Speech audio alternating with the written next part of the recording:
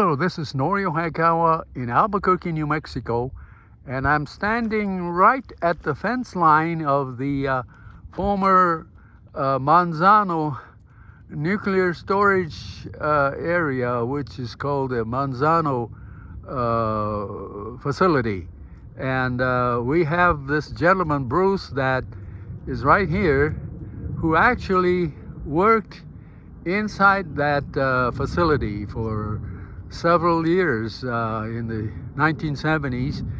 But according to him, these bunker openings, they don't go underground. They just go straight, and it's like a large room. Or can you explain that those bunkers don't go underground?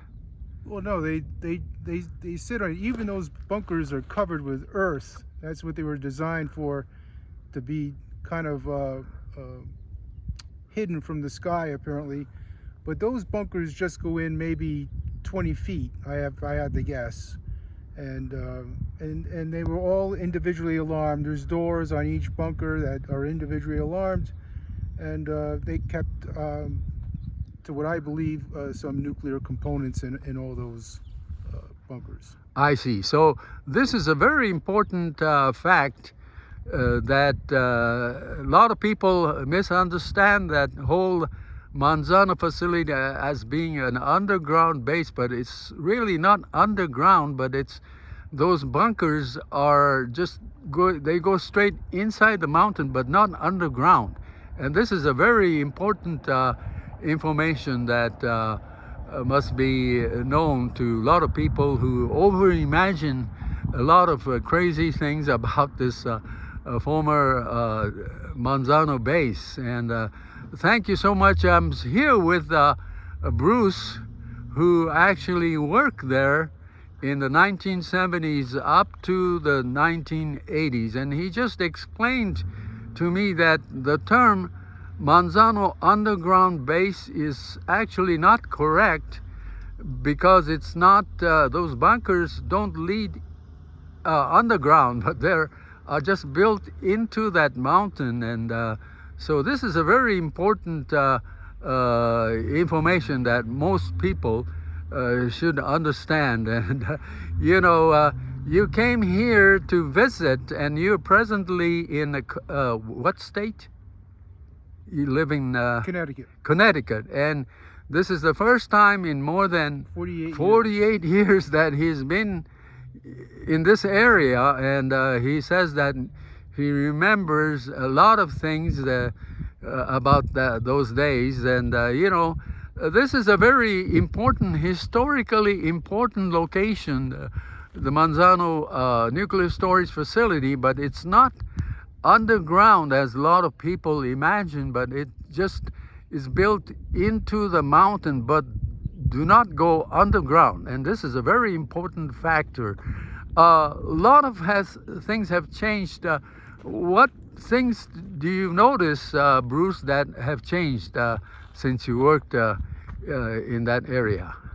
Well, nothing up here, since I haven't been able to gain access up in that area. But things that I observed, down in the city is one thing is just the security upgrades of at each of the entrances of the base to get into the base.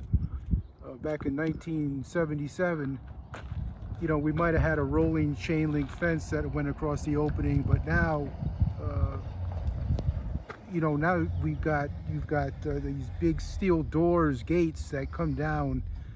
So that's something that's changed since I was here. I see. That's very, very interesting and important information to let the people know that there's a lot of things that are exaggerated about this Manzano storage facility. But it was actually closed down in 1992. But still, they spend a lot of money to build that important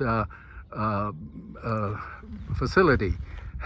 And a lot of things have changed, but it's closed down in 1992, and they moved that entire program to another area inside Kirtland Air Force Base. And So anyway, from this point, actually, you can see one of the guard towers in the distance right there. Let me zoom in. There is a tower there that looks like some kind of a guard tower that's protecting intruders from coming into the inside the Kirtland Air Force Base.